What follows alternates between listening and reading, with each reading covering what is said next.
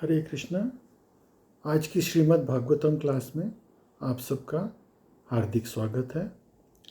कल हमने सुना था ऋषभदेव महाराज की कथा।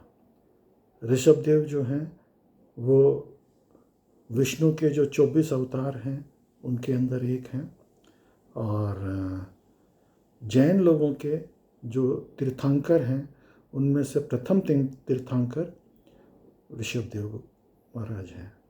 तो ऋषभदेव जी जो हैं उनके 100 पुत्र थे। अब 100 पुत्र में जो सबसे ज्येष्ठ था वो थे भरत महाराज। तो जब ऋषभदेव जी संन्यास लेकर के चले जाते हैं तो वो भरत महाराज को इस संसार का, इस पृथ्वी का राजा बना के जाते हैं। तो भरत महाराज ने इतना सुंदर राज्य किया कि इस पूरे संसार में कोई भी दुखी नहीं था। सबको उन्होंने अच्छे से देखभाल करी सबकी, और इतना सुंदर राज्य चलाया कि इस पृथ्वी का जो नाम है वो भारतवर्ष हो गया। उनके नाम के ऊपर, भरत के नाम पे भारतवर्ष हो गया। और उन्होंने कई सालों तक राज्य किया। और जैसा कि ऋषभदेव जी ने बताया था कि 25 वर्ष तक ब्रह्मचर्य का पालन, 25 से 50 तक गृहस्थ आश्रम का पालन, और 50 से 75 तक वर्णाश्रम धर्म का पालन, ये वानप्रस्थ आश्रम का पालन, और 75 के बाद में संन्यास। तो भरत महाराज ने उसी को फॉलो करते हुए जब उनका चौथापन आया तो वो संन्यास के लिए निकल चले, अपने पुत्र को राजगद्दी पे बिठा करके, और वो संन्यास की तरफ में निकल पड़े। और वो नेपाल में एक गंडकी नदी है जहाँ पे शालिग्राम जी मिलते हैं। गंडकी नदी में जो भी पत्थर वहाँ पे आते हैं वो शालिग्राम होते हैं। अब शालिग्राम का स्पेशलिटी है, शालिग्राम के अंदर चक्र के निशान होते हैं और इस तरह के विष्णु के निशान उसके अंदर होते हैं। शंख के निशान होते हैं, चक्र के निशान होते हैं, पद्म के निशान होते हैं। तो ये स्वयं स्थापित, अभी इसको प्राण प्रतिष्ठा करने की ज़रूरत नहीं है। जैसे कोई भी मूर्ति का हम पहले प्राण प्रतिष्ठा करते हैं, उसके बाद में मंदिर में उसकी सेवा पूजा होती है। लेकिन शालिग्राम जो है वो स्वयं प्रतिष्ठित है, क्योंकि वो उसके अंदर ऑटोमेटिकली विष्णु विराजमान हैं। ये एक बहुत पुरानी कहानी है, कथा है पद्म पुराण के अंदर, कि वृंदा देवी ने श्राप दिया था भगवान विष्णु को कि तुम जो है पत्थर के बन जाओ।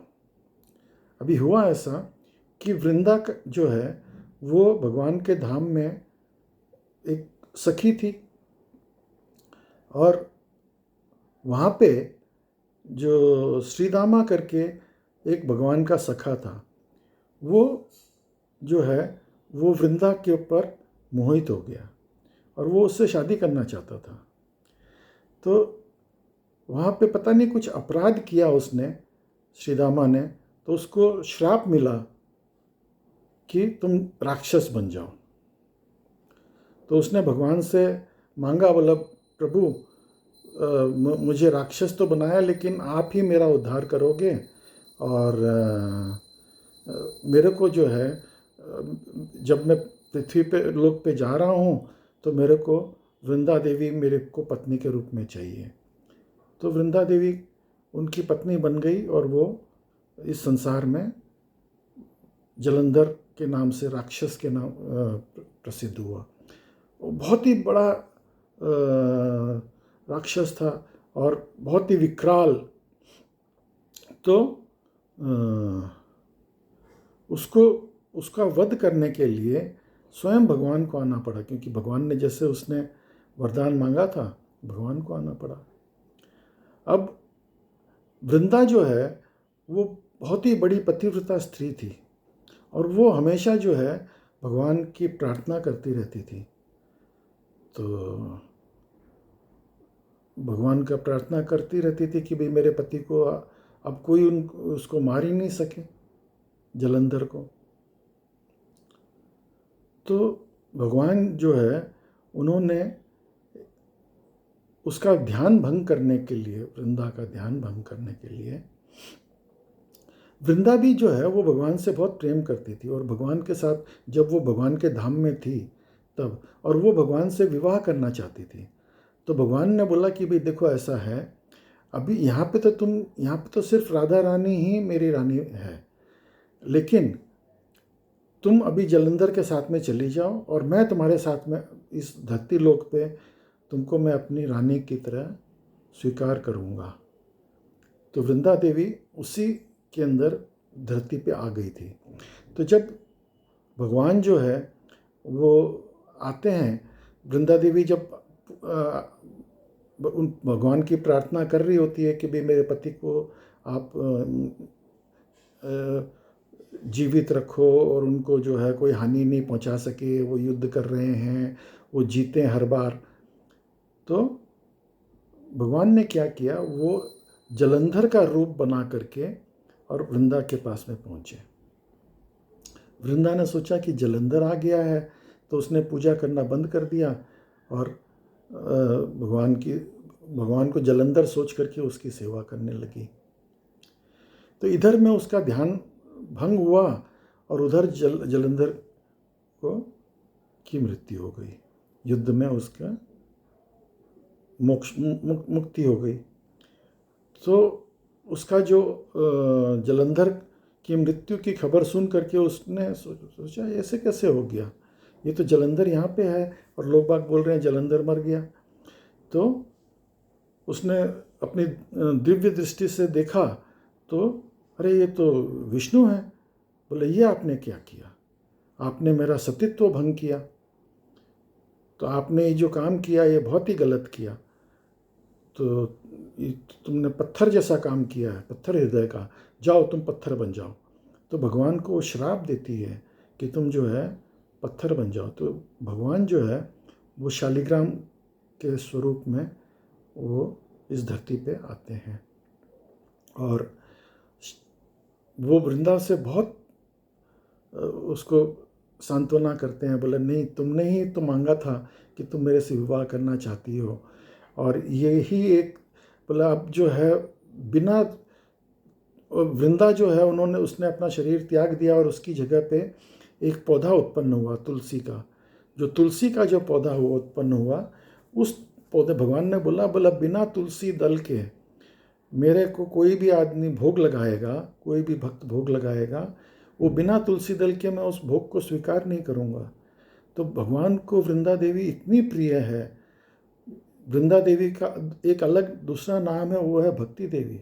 वृंदा देवी भक्ति देवी। तो भक्ति सिर्फ प्रदान करने के लिए जो है हम तुलसी देवी की हम पूजा करते हैं। बिना तुलसी के भगवान की भक्ति मिल ही नहीं सकती। भगवान का भोग में अगर तुलसी पत्ता हम नहीं छोड़ेंगे तो भगवान उस भोग को नहीं एक्सेप्ट करते हैं। और भगवान ने ये बोला कि भाई कार्तिक की एकादशी के वाले दिन जो है शालिग्राम और तुलसी का विवाह होगा। तो आज भी सब मंदिरों में कार्तिक की एकादशी में शालिग्राम और तुलसी का विवाह किया जाता है। तो इस तरह से ये शालिग्राम की उत्पत्ति हुई। तो ये गंडकी नदी के पास में भरत महाराज बैठ करके तपस्या कर रहे थे। ये गंडकी नदी के पास में ही ये शालिग्राम मिलते हैं। तो जब वो वहाँ पे तपस्या कर रहे थे, उसी समय एक हिरनी, गर्भवती हिरनी जो है वहाँ से जा रही थी और एक शेर जो है उसके ऊपर अटैक कर दिया। जब शेर ने उसके ऊपर अटैक किया तो गर्भवती हिरनी दौड़ी और दौड़ी तो वो नदी जो थी गंडकी नदी, उस पर छलांग लगा करके वो पार कर रही थी। तो उसका जो पेट में जो बच्चा था, हिरण का बच्चा, वो प्रसव हो गया और वो उस नदी में गिर पड़ा। हिरनी तो कूद करके चली गई और अपने प्राण बचा करके भाग गई। अब भरत महाराज ने देखा कि वो बच्चा जो है वो पानी में गिर गया, तो वो बच्चा जीवित था। तो भरत महाराज ने देखा ये तो पानी के बहाव में गिर गया है, मर जाएगा। तो उन्होंने उस बच्चे को वहाँ से निकाल लिया और उस बच्चे को बोला ये मर जाएगा, उसको दूध पिलाने लगे और उसका देखभाल करने लगे, जड़ी बूटी वगैरह सब। तो अब धीरे धीरे जो है भरत महाराज को उनसे प्यार हो गया उस बच्चे से। अब उस बच्चे के साथ में खेलते थे। अब उनका ध्यान जो है भक्ति से तो हट गया और वो हिरण के साथ में लग गया। अब सोचो, जो भरत महाराज जिनका इतना बड़ा साम्राज्य था और उसके इतना बड़ा परिवार था, बच्चे पत्नी सबको छोड़ करके वो वन में तपस्या के लिए आ गए थे, और अब यहाँ पे आकर के वापस से वो भगवान की तपस्या छोड़ करके और वो हिरण के अंदर ध्यान लगा करके बैठ गए। तो ये जो अपराध है उसके कारण उनका ध्यान जो है हिरण में लगने के कारण जब उनकी मृत्यु हुई उस समय जो है वो हिरण में ही उनका ध्यान लगा हुआ था। तो उनको अगला जन्म, जैसे कि भगवद गीता में बताया गया है कि अंत काले च मामे व स्वर्ण मुक्ता कलेवरम। अब उनका जो है अंत काल के अंदर ध्यान जो है वो हिरण के अंदर था, तो उनको जो है वो हिरण के शरीर मिल गया, अगला जन्म जो है वो हिरण का मिल गया। लेकिन उन्होंने सारी जिंदगी तपस्या करी थी, तो सारी जिंदगी तपस्या करी थी तो भगवान जो है किसी को ऐसे छोड़ते नहीं हैं। तो भगवान ने देखा, बोला भाई इसने सारी ज़िंदगी तपस्या करी है तो इसको जो है वापस भक्ति में लाना चाहिए। तो हिरण के जन्म में भी उनको सारी उनकी पिछली जन्म की सारी बातें याद थी। तो वो हिरण जो है शांति से अपना एक जगह रहता था और फिर धीरे जब उसका समय हुआ तो उसने अपना प्राण त्याग दिए और उसको एक ब्राह्मण के परिवार में जन्म मिला कर्म। तो वहाँ पे उनका नाम था भरत, वापस से उनका नाम भरत था। और ये जो भरत थे, इनको क्योंकि वो सब लोगों के साथ में मिक्स नहीं होते थे और वो उनको अपना पिछले जन्म का याद था कि भाई मैं अगर किसी से मिक्स होऊंगा, किसी के साथ में ज़्यादा मिलना जुलना करूंगा, मेरा ध्यान और मति अगर उसमें लग गई तो तो पता नहीं मेरा क्या अगली गति होगी। तो मैं तो सिर्फ भगवान का ही ध्यान करूंगा। तो वो कुछ भी काम वाम भी नहीं करते थे, खाली भगवान के ध्यान में बैठे रहते थे। लोग बाग सोचते थे बोला ये पागल है, तो उसके परिवार वाले भी उसका बहिष्कार करते थे।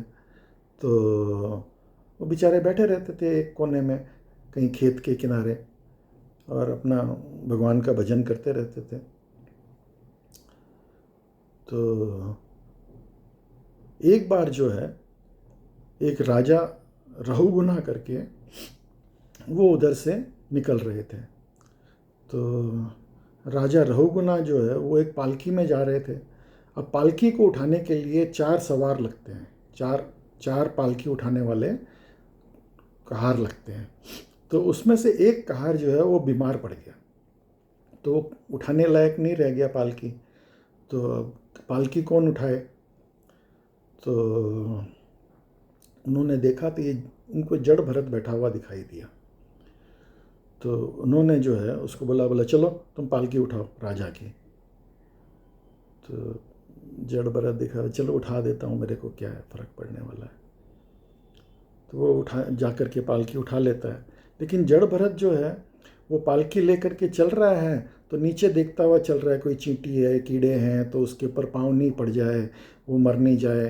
तो वो इधर उधर उछलता कूदता सा चलता है। तो पालकी टेढ़ी मेढ़ी हिलती रहती है। जब पालकी टेढ़ी मेढ़ी हिलती है तो राजा को बड़ा गुस्सा आता है, क्योंकि वो अंदर में राजा बैठा हुआ वो हिलता है। तो पहले तो राजा जो है वो बोलता है, मेरे को लगता है कि तुम को उसको उसका उपहास करते हैं, मतलब तुम ठीक से क्यों नहीं उठा रहे हो। फिर वो उसके ऊपर नाराज़ हो जाते हैं कि तुमको मालूम नहीं है मैं राजा हूँ, मैं तुमको प्राण दंड दे सकता हूँ, तुमको मृत्यु दंड दे सकता हूँ। तो जड़ भरत के मुंह से निकल जाता है, बोले कि कौन राजा, कब राजा, इस जन्म में तुम राजा, पिछले जन्म में मैं राजा, क्या पता अगले जन्म में कौन राजा। राजा ये सुन करके, क्योंकि राजा बड़ा ज्ञानी था, लेकिन क्योंकि उसके एक अभिमान था, इसलिए उसको जो है ये समझ में नहीं आ रहा था कि वो क्या कर रहा है। तो जब उसने ये बातें उसकी सुनी जड़ भरत की, तो उसको समझ में आया कि भाई ये जरूर कोई ना कोई बहुत ही पहुंचा हुआ व्यक्ति है। तो वो रथ से, पालकी से नीचे उतर गया और उनको प्रणाम किया, जड़ भरत को प्रणाम करके उनसे पूछा कि भाई आप मुझे बताएं कि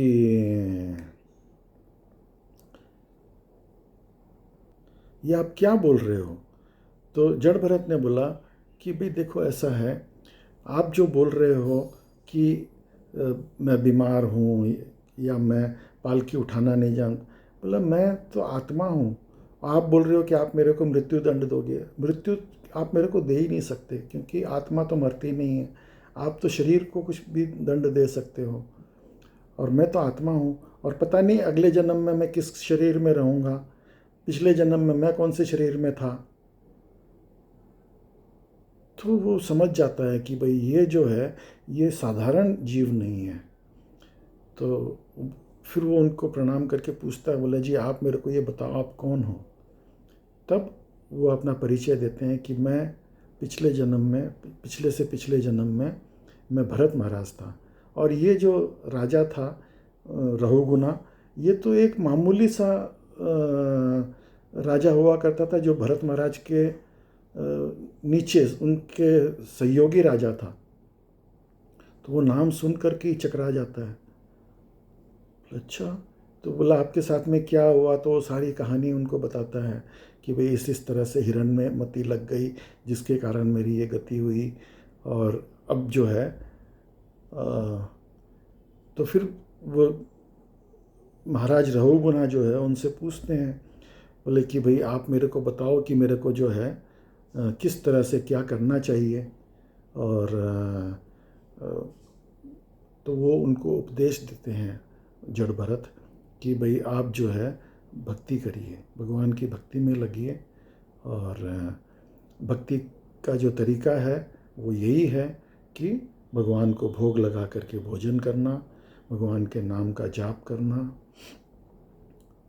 और वैष्णवों की सेवा करना।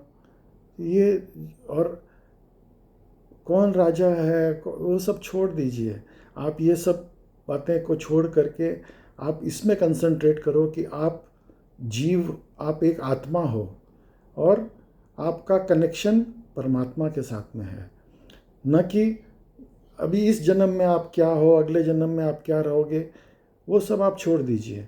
आपको सिंपल भगवान की भक्ति करना है, भगवान के नाम का जाप करना है, और भगवान के धाम में वापस जाना है। आपको अपने स्वरूप में वापस स्थिर होना है, आपको अपने आत्म साक्षात्कार करना है कि आत्मा मैं एक्चुअली में क्या था, कहाँ से आया हूँ, और मेरा एक्चुअल स्वरूप क्या है, और मेरे को वापस भगवान के धाम में जाकर के क्या सेवा करनी है। तो ये हमको जानना, यही हमारा कर्तव्य है। बाकी आहार, निद्रा, भय और मैथुन ये तो कोई भी कर सकता है।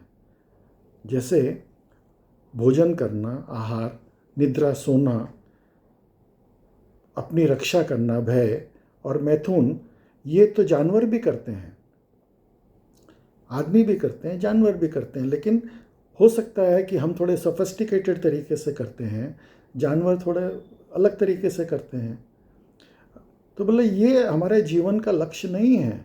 हमारे जीवन का लक्ष्य है धर्मो ही एकम अधिको विशेषम, कि हमारे को जो भगवान ने जो बुद्धि दी है उससे हमको ये पता करना चाहिए कि हमको हम कहाँ से आए हैं, क्या करना है, कहाँ जाना है, और क्या हमारा लक्ष्य है जीवन का। तो ये हमको पता करने का ज़रूरत है। तो ये आप पता करो भगवान की भक्ति करके, भगवान के धाम में वापस जाने का करो। फिर उन्होंने बताया, बोले कि अग्नि और अग्नि की जो लकड़ी है उसके अंदर अग्नि छुपी हुई है, लेकिन वो दिखती नहीं है। जब प्रज्वलित करते हैं तो अग्नि उसके अंदर से दिखने लग जाती है। तो उसी तरह से हमारे जीव के अंदर, हमारे शरीर के अंदर आत्मा और परमात्मा दोनों हैं। तो हमको ये जानना कि हमारी आत्मा का असली स्वरूप क्या है, हमारा परमात्मा के साथ में संबंध क्या है, ये संबंध ज्ञान, यही हमारा जीवन का लक्ष्य है। तो महाराज रघुगुना को अपने गलतियों का एहसास होता है और उसके बाद में वो अपना जड़ भरत को अपना गुरु बना करके और उनको प्रणाम करके उनकी बताई गई शिक्षा के अनुसार वो अपना जीवन व्यतीत करते हैं और अपना जीवन परफेक्ट करते हैं।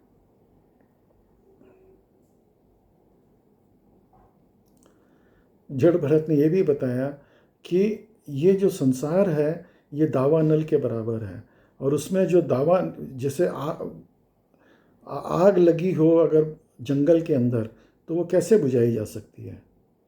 जब तक बारिश नहीं होगी, भगवान की करुणा की बरसात नहीं होगी, गुरु की करुणा की बरसात नहीं होगी, तब तक हम इस भव सागर के बंधन से, इस